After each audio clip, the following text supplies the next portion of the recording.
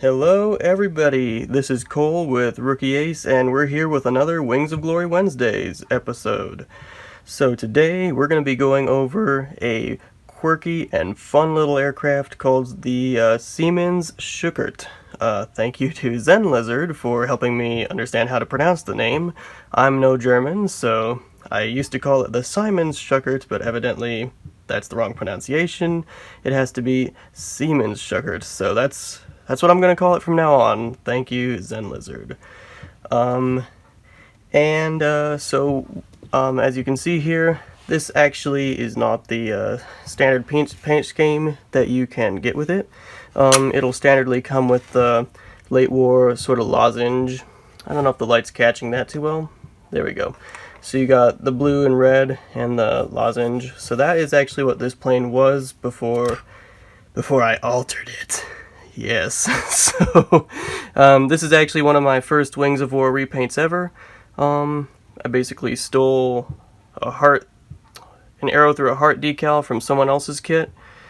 I didn't steal it from someone else, bad way of putting it, but I mean, like, that was some other pilot's personal decals, and I just stuck it on here.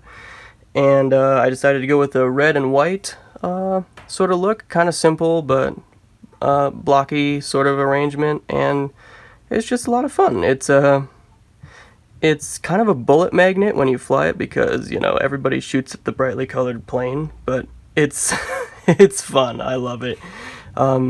So we'll get into the actual statistics about it. So first off, it takes 14 points of damage, so it's kind of on the lower scale. I mean, the DR1, which is 13, takes less, but, you know, it's kind of a tenuous situation. I mean, they'd have to get a pretty good hit on you, but it's possible that within 3 cards, you could be dead. You could be dealt a 5, and a 4.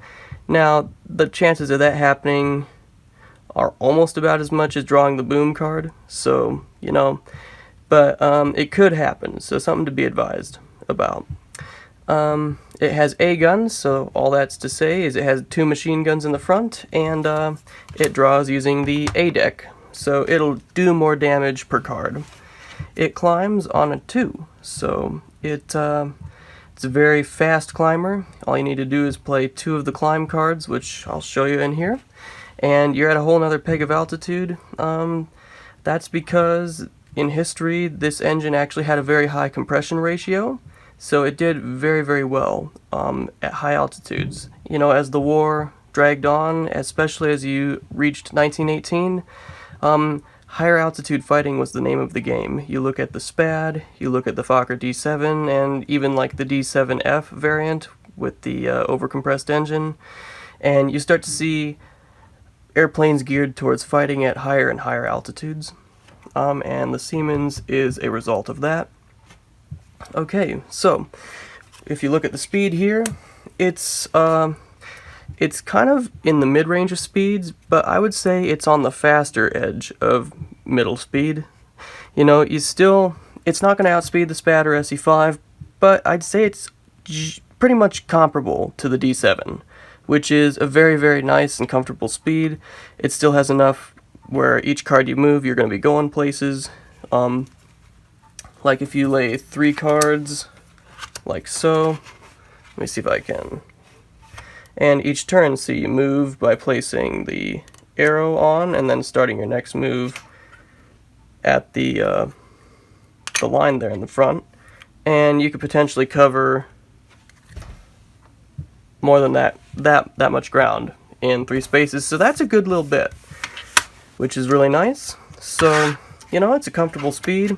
Again, you got your dive card, like every other plane. Dives are always the same speed as the straight, except for the Phoenix D1, which has a short dive as well. Basically kind of a drop like a rock sort of dive. So, eventually I'll make a video on that. You know, that plane is also a very quirky Central Powers aircraft. Then you got your climb card and your Immelmann turn, and it's pretty basic. And then, of course, you've got your side slips to the left and to the right. once again, pretty basic stuff, great for kind of tweaking your aim just a little bit. One thing you want to consider as you plan is sometimes you'll be flying your plane and you're almost in that perfect shot.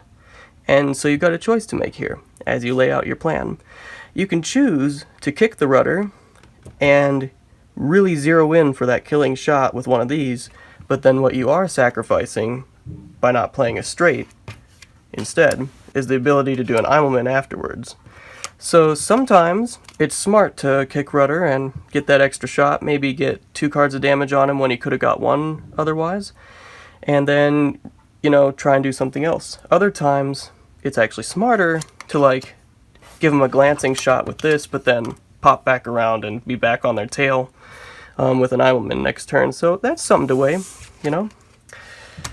Anyway, so then of course you have the stalls. You know, they're good for slowing down. You know, if you want to go fast, you definitely don't want to play those. And then you have your turns to the left and the right. And the turns are kind of interesting as far as speed goes. They're kind of wider. You know, if you look at, like, say, the Falt's D.III, the Falt's definitely has a tighter turn radius, but it's slower, so the faster aircraft are generally going to cover more ground as they try to turn around. So, you know, this is good if you're trying to extend, but it's not quite as good for that purpose as, say, the Spad, which I've got the card right there for. So, I think what you can say about the Siemens is that it's a good mix of kind of slower, tighter turning rate and faster, more extended turning rate. And you know, some people actually are specialists and they prefer either, you know, the extreme tight turns or the extreme swooping turns. You know, I'd say in that respect the Siemens is not a specialist aircraft in that it'll just do something pretty standard. But it's if you know how to use it, then it's gonna help you. But now we start to get into the really awesome stuff. The Siemens has 2 tight turns to the right, and well, yeah, that's expected because, hey, it's a rotary engine. But look at that. It also has 2 tight turns to the left. And by now, if you know anything about World War I rotary engines, you'd be thinking, well, okay, you know, rotary engine, the whole engine block spins to one direction. That should mean you should have a tight turn in one and only one direction, right? Well, the Siemens was unique in this because it actually had a counter-rotating engine. So part of the engine spun one way and another part countered that by spinning the other way. And that basically canceled the gyroscopic effect and made it almost fly like an inline fighter, at least for terms of this game. And so it's incredibly maneuverable and very versatile there. By the way, just wanted to say thank you to Daniel Morgan on YouTube for providing me with that bit of info. It's pretty cool stuff. You can certainly Google the Siemens-Schuckert if you want even more info like that. It's pretty cool stuff. And alright, so finally you've got your last 2 cards, and there you have it. You have the wide side slip. These, let me push these forward so you can actually see them. There you go. And so this array of maneuvers that I have right here on the table is what makes the Siemens a very unpredictable and deadly opponent. Within, you know, when most planes would be predictably flying around one area of the table, if you got on a Siemens tail, what he could do is within 3 cards almost be behind you by playing something like this. Side slip, turn about, and then turn about again. Basically, if you do something like this, you don't cover a whole lot of ground, you're just going back and forth, and unless they get a really key shot at you here as you're in that transition, then they might not be able to do a lot of damage on you, and basically you can be behind them almost, if situations work out right. At least it'd position you to maybe go on a bit more pursuit, and next 3 cards play something like that. You know? So it's a very, very cool aircraft, and these wide side slips are always nice to see because they give you a lot more options to trade space forward for space to the side. Anyway, so yeah, that is the Siemens-Schuckert. It's a awesome plane to fly, a lot of fun to field, and it's just enough of a challenge with 14 points of damage where you have to be on your toes, you know. You can't shrug off the damage as easily as, say, you know, the SE5, SPAT, or Faults D.III. So yeah, anyway, hope you enjoyed the video. If you've got any other facts about this plane that I don't know about, or if you have any thoughts about a plane you'd like to see next on this series, let me know in the comments below. Until I see you all again, salute and blue skies.